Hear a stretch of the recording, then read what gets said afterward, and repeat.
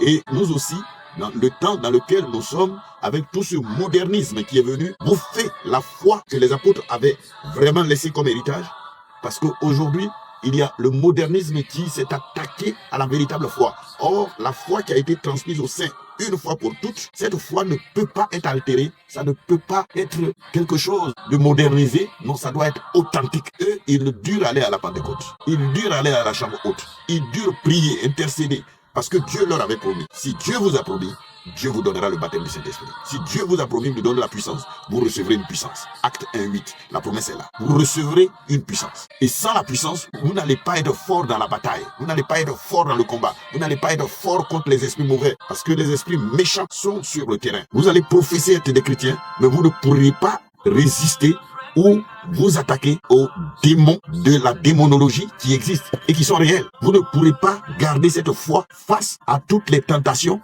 qui se dresseront sur le chemin.